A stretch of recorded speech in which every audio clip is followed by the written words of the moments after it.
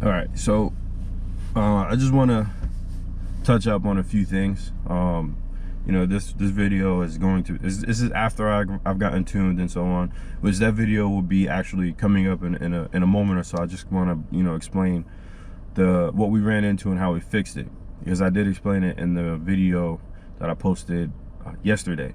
So my starter,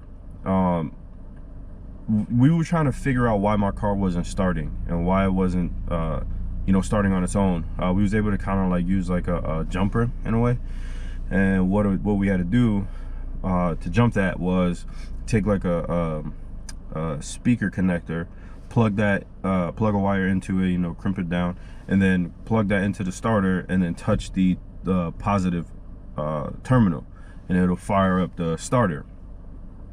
So my tuner came and he was able to test, I'll put a picture up. He was able to test the 12-volt wire that comes off of the wiring harness and plugs into the solenoid on the starter. And the way he did that was he took a multimeter. He took pretty sure it was the positive onto, he put it onto the positive terminal, and then he put it onto the or maybe vice versa. I don't remember exactly how he did it, because I was in the car. But either way, he took the multimeter and he pretty much grounded it, and then put the power into the 12-volt power line that comes off of the wiring harness. And I would turn the key. When I turned the key, nothing. It's supposed to read at 12 volts, and it was reading, it was dead. So what he did was he pretty much wired in, you know, he took a 10 gauge wire, put it into speaker connector, and then he plugged that into the starter solenoid, and then ran that through the firewall, and then just directly gave it direct power into my steering column. And you know, it's crazy because I would have never thought that it would have been that wire. I would have like ran through everything. I would have replaced my starter, which I did. I would have replaced my alternator. I didn't do that. I would have replaced my battery. I would have like ran through I would have checked relays, fuses. I would have ran through everything, and the last thing I would have thought was it would have been that wire. Oh my God, it was a pain in the ass, but you know what? We worked it out, we figured it out, and I'm happy. I'm happy because even that same day, which again the video is coming up, I got tuned. And let me tell you, I will admit, you know, me in this video getting tuned, I was kind of scared because I've never gotten tuned in this area. It was in an area where we kind of like, you know, just had to, it was somewhere we had to go because I worked on my car at Chris's parents' house. So we just had to, like, you know, detour a little bit to this area. So I was kind of nervous about cops. So I was being a little weird, and you see me looking in my mirrors and stuff, looking around. But yeah, if you guys ever have a situation where your car is not starting, whether it's completely dead, you know, no lights or anything like that, because it has been starters for me on that one as well. People would think, oh, it's my battery. You know, when the lights aren't turning on the dash, your radio is not turning on, you think it's your battery. And it wasn't for me, it was my starter. I got a new starter. And another thing too is because I tested my starter 3 times, and AutoZone's tester was giving it enough power to be able to kick the gearbox out. So just because it actually kicks out and it shows in AutoZone's tester or Advanced Autos tester or wherever you're getting it tested at, honestly, that's just not true in my opinion. I think personally you should still try to damage it out if they can and give you a new starter, because as soon as I damaged that starter out a couple years ago and I put the new one into my car, it fired right up. I didn't replace my battery, I didn't touch my alternator, and the only thing I replaced was that starter. But again, if you deal with a situation as well where your dash lights is coming on and you turn the key and your radio as well as like your climate control lights is turning off, when you turn that key, you hear no clicking noise, you don't hear the starter engaging. The only thing you do hear, and sometimes it might not even happen, but the only thing that I was hearing was my fuses under my hood. That was clicking.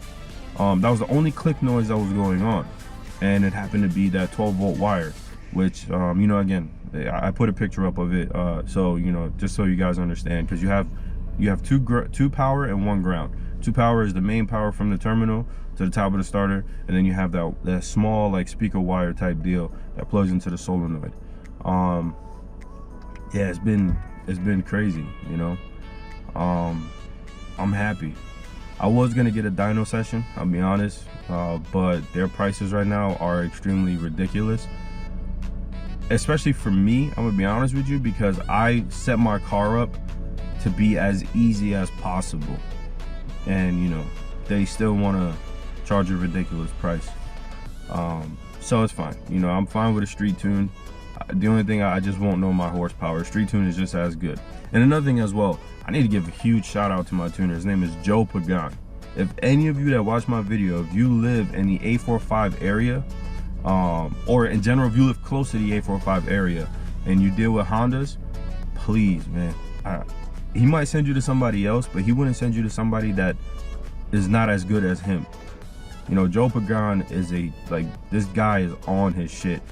You know, oh man, he's looked out for me so many times, and in time, like, I will look out for him as well, with the help of you guys, which you actually see him in this video. I didn't really introduce him that much, because we was kind of on a time limit. He had to be back at a certain time, and we were getting close to that time. But you'll see him in this video while he's tuning me, and he's a really good guy. He's been tuning me for years, and he's never steered me wrong, like never steered me wrong. And you will hear in this video, you know, the things that he says, the things that he does and stuff like that. Yo, big shout out to Joe Pagan, man. Big shout out to Chris. I appreciate you, bro, for you know, one, giving me the information, and two, hooking me up big time. And as well as your parents. I'm gonna be honest with you, I forgot your parents' name. Chris. That's kind of fucked up on my part, considering I'm at their house all the goddamn time. Please don't fuck me up. Yo, shout out to your mom and pops, man. You know, for one, dealing with me, allowing me to be in your house and working on my car, allowing me to bring my car there to work on it, and looking out for me in ways that I wouldn't even look out for myself, you know. Yo, just again, thank you. I can't thank you guys enough, and I'll thank you in person as well. But I do want it to be known in this video that this would not have happened if it was not for Joe, if it was not for Chris, and if it was not for his mom and dad just bearing with me and allowing me to work on my car. I would not be here right now. The power that my car is making, the video that I'm about to show you guys in a second or so, does not compare to how it actually is in reality. Like, it is retarded. Like, I never thought that my car would be at where it is right now. It's crazy, man. It's crazy. And you know, I'm going to continue to keep making YouTube. I enjoy doing this like so much, like you have no idea. Like, sometimes the editing part, coming up to editing the videos, is like, oh, I don't want to do this. But once I sit down and I start uploading the videos and I start chopping them up and I start doing time lapses and I start adding music and stuff like that, and the text being displayed and stuff, I enjoy it. You know, I enjoy it. It's just starting it. It's just, you know, initiating it. Yeah, you know, again, thank you guys. I appreciate it so much. You have no idea. Now, enjoy. See how much leaner it's getting? Yeah. See that? Yeah.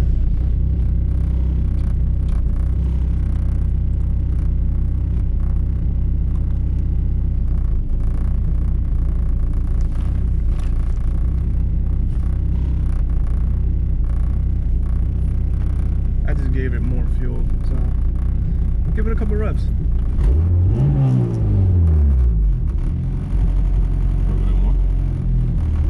I'm just looking at the ethanol content. Yeah, it's not even there yet. Yeah. It's going. Okay, the good news is the car starts, it's running, it's idling. You want to back out and start driving. Okay. Yep. How much gas are you registering? Half. Close to half. I gotta put more fuel in it too.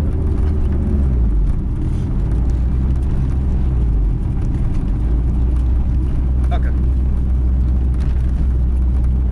I put more fuel in it. Actually, I'm gonna roll the window off. Throttle body sticking? Throttle body sticking? No, it does that when it's cold. Like when it warms up fully, it stops doing it. Okay.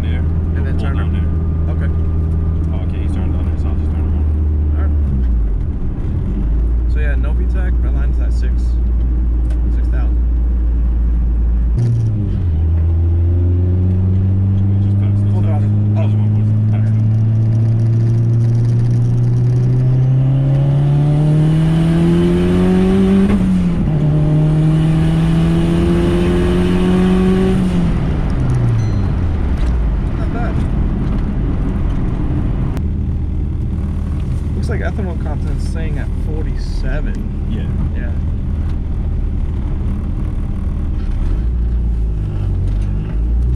Got third gear pull whenever you're ready. Hold on.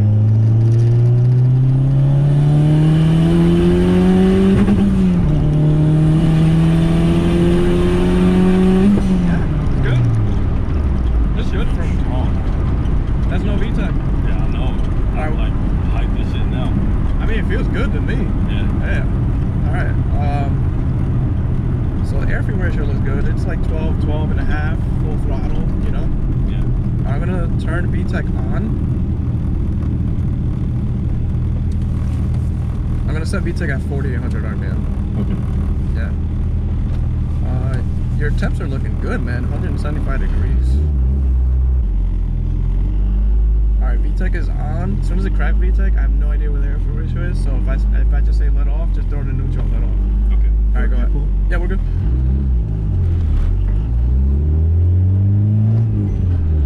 VTEC's at 48.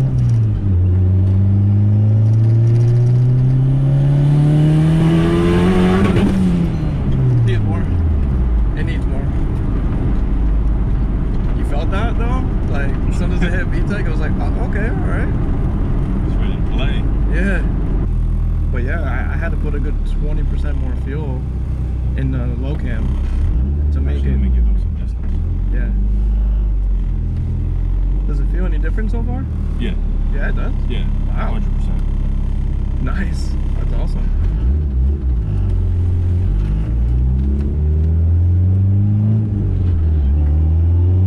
Third gear. Third gear. Hold on.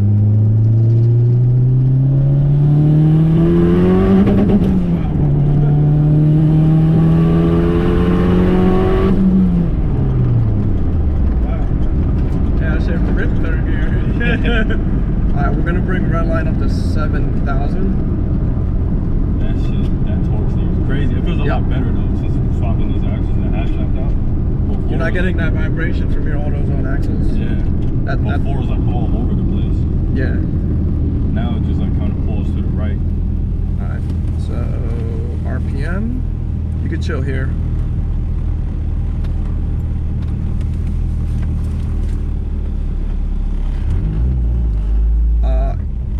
What bottom end are you running right now? V20. Stock? Yeah. Damn, man. I'm gonna be changing that up soon. No, like, I so badly want to put the fucking red line to 9,000 RPM, but on a stock bottom end, it's like, no way, Jose. Yeah. I know that the head is good for it. It's built type R, but Yeah. the bottom end is shit. So like 7,000 RPM is like, okay, it's safe.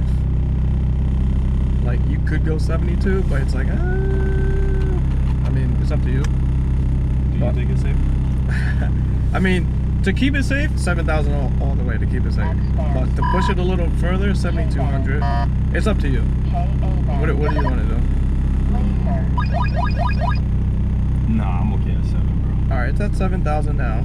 That's good. Now hold on, let me go into VTEC. I still got to put some more fuel in VTEC. Yeah, the idle is actually where it needs to be now. Nice, it warmed up. Yeah, after like fucking 20 years. Yeah. What's our ethanol content? It's still the same, right? Yeah, 47. All right. I just put 5% more fuel. All right, we're good to do a pull. We're good.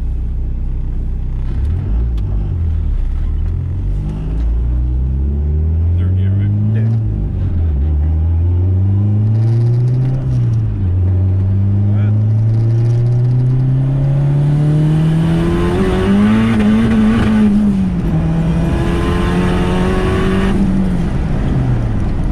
Wow. Fuel's on the money. Yo, that third gear torques there. Fuel's on the money. That shit was, yo, I started getting a little scared. Fuel's on the money. I understand. I know how to drive though, don't worry. Nah, I still understand that things can happen, how's it feeling? but fucking amazing. Wow. I'm gonna be honest with you. Wait, let me check where the boost is at. Because, did you hit boost cut in 4th gear or you let off? Fourth gear, yeah, boost cut. You did? Yeah. Really? Yeah. Okay, boost cut is set at 15. Let's put that. Oh wait, damn. Stock bottom end, 15 pounds, and you're hitting boost cut. Yeah, 4th gear.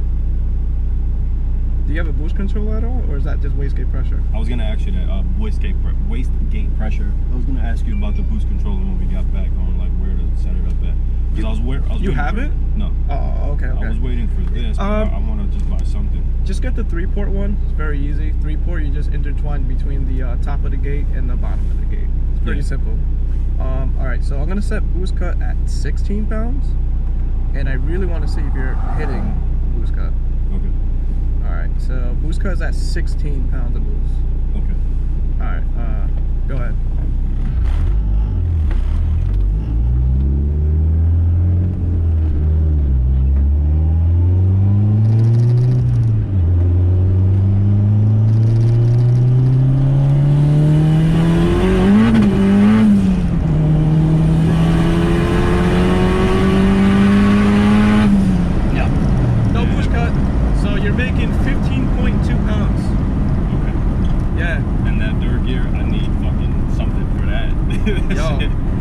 Yo, this shit is moving. This shit is wild in 3rd gear. Is that your clutch or brakes? Brakes. Okay. All right, so fuel's looking good. It's looking good. Yeah, that's brakes, 100%. So you want to head back or? Do another pull there, then come back. Then we'll head. I just want to just verify things, and then I'll work on the drivability as we're getting back. But as of right now, it took about roughly 20% more fuel with this fuel. Okay. Yeah, but these injectors are working good. 3rd gear pull. Yeah. I'm not gonna push it as hard.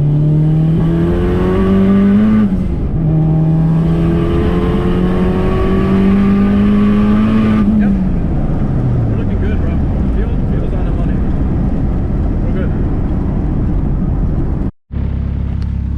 All right, good.